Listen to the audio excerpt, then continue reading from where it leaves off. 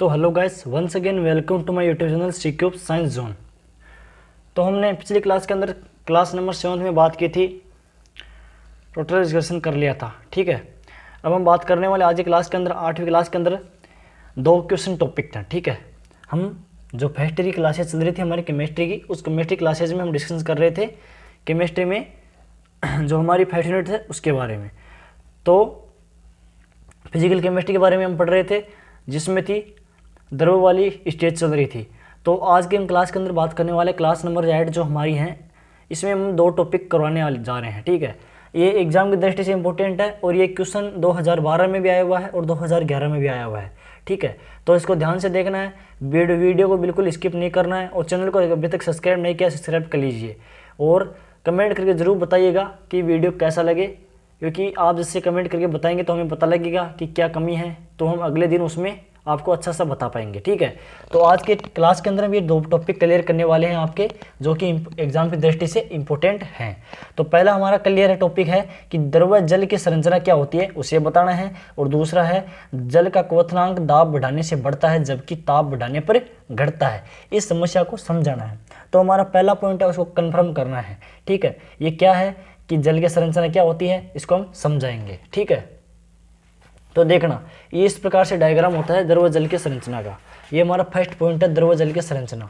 इसमें क्या होते हैं आपको पता है, जलवा में क्या होता है H2 होता है। जल क्या होता है H2, इसमें 2 हाइड्रोजन और 1 ऑक्सीजन। इसी प्रकार ये संयोजित होते हैं कॉन्जुगेट बॉन्डिंग के द्वारा, संयोजन बंध के द्वारा। हाइड्रोजन 2 है, ऑक्सीजन 1 है, हाइड्रोजन 2 ऑक्सीजन, ये सन की बॉन्डिंग करते हैं। बॉन्डिंग के द्वारा ये एक दूसरे से बंधे होते हैं। ये तो है क्लस्टर, जो हाफ बॉन्डिंग है ये तो है क्लस्टर संरचना, और ये नॉर्मल बॉन्डिंग है जी है नॉर्मल संरचना। ये क्लस्टर संरचना होती है जो कि ऐसे विस्तारित रूप से खंडित रूप में दिखाया गया है, बाकी ये नॉर्मल है, ये बंद विदलन नहीं हुआ है। ठीक है, ये H2 की क्या होगी संरचना। अब इसके बारे में मैं थोड़ा सा आपको डिस्कशन करने वाला हूँ, ध्यान से देखना है, एक चीज़ इसकी बिल्कुल मत करना। तो सबसे पहले हम बात करने वाले हैं उस द्रव जल की संरचना के बारे में। द्रव के अक्ष विकिरण विवर्तन अध्ययन से निष्कर्ष निकलता है।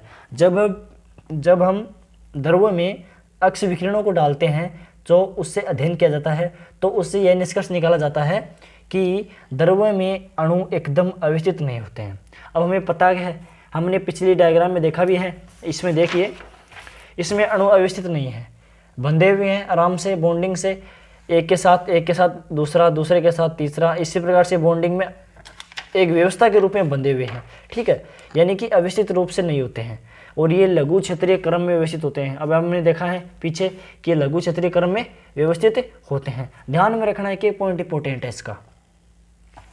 अगला पॉइंट देखना, अक्ष किरण विवर्तन से ज्ञात हुआ कि जब अक्ष किरणों को डाला गया तो उससे जब उसका विवर्तन हुआ तो उससे यह ज्ञात हुआ कि जो बर्फ की भांति द्रव है वो जल में अणु के चारों ओर उपस्थित अन्य अणुओं की संख्या ठीक 4 नहीं है। अब जैसे बर्फ की भांति द्रव, यदि बर्फ की भांति द्रव होगा, यदि किस प्रकार का द्रव होगा, बर्फ की भांति द्रव होगा। ठीक है, तो क्या होगा, अणु के चारों ओर उपस्थित अन्य अणुओं की संख्या ठीक 4 नहीं होगी। तो जो अणु होता है, एक अणु होता है, उसके चारों ओर जो उपस्थित अणु होते हैं वो के टोटल 4 नहीं होंगे। कितने नहीं होंगे, टोटल 4 नहीं होंगे, उससे ज़्यादा होंगे। संख्या ठीक 4 नहीं होती है, परंतु क्या होती है 4 या 5 होती है। समझिए कुछ, क्योंकि यदि ठोस अवस्था में होगा, यदि बर्फ में रूप में होगा, ये द्रव के संरचना यदि बर्फ के रूप में होगी तो उसमें जो अणु हैं वो 4 अणु नहीं होंगे, 4 या 5 होंगे, क्योंकि ठीक है अव्यवस्थित होगा ये। अब क्लस्टर, अब मैंने आपको क्लस्टर बताया था, एक नॉर्मल संरचना बताई थी। क्लस्टर के आधार पर जल के समस्त गुणों को समझा जा सकता है।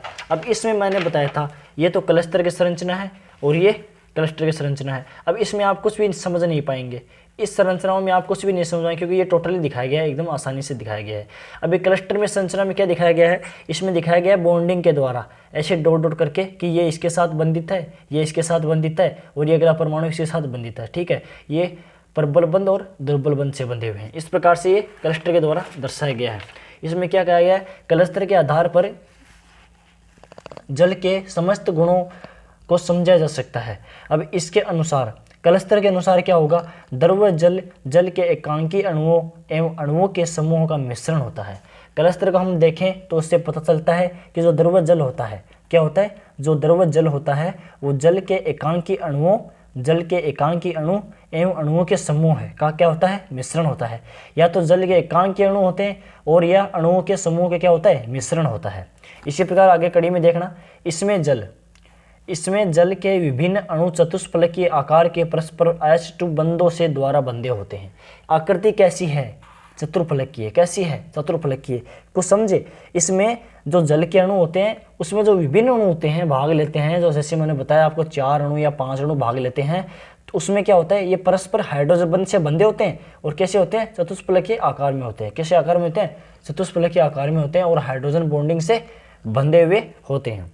इन समूहों के मध्य रिक्त स्थान में एकांकी अणु फैले रहते हैं।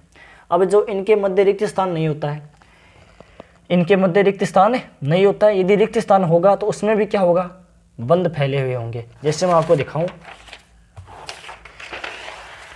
अब यहाँ पर रिक्त स्थान हुआ, ठीक है, यहाँ पर रिक्त स्थान हुआ तो इसमें बॉन्डिंग फैली हुई है, यहाँ पर रिक्त स्थान हुआ तो यहाँ पर बॉन्डिंग फैली हुई है, ठीक है। इसमें रिक्त स्थान नहीं होता है, जो भी रिक्त स्थान होगा उसमें क्या हो जाएगा, बॉन्डिंग के साथ अणु फैले हुए रहते हैं, ठीक है, बंधे रहते हैं। इन समूह के मध्य रिक्त स्थान में एकांकी अणु फैले रहते हैं।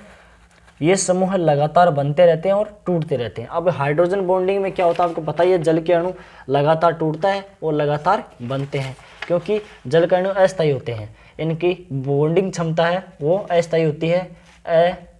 कोई प्रबल बॉन्डिंग क्षमता नहीं होती है कि वो विशेष रूप से एक ठोस की भांति बनी रहे, ये द्रव होता है, और कि इसकी बॉन्डिंग व्यवस्था होती है वो अव्यवस्थित होती है, यह टूटती रहती है, बनती रहती है, ठीक है। अब हमारा सेकंड पार्ट था कि जल का क्वथनांक दाब बढ़ाने से बढ़ता है परंतु ताप घटाने से घटता है। समझाओ, अब ये हमारा पॉइंट है।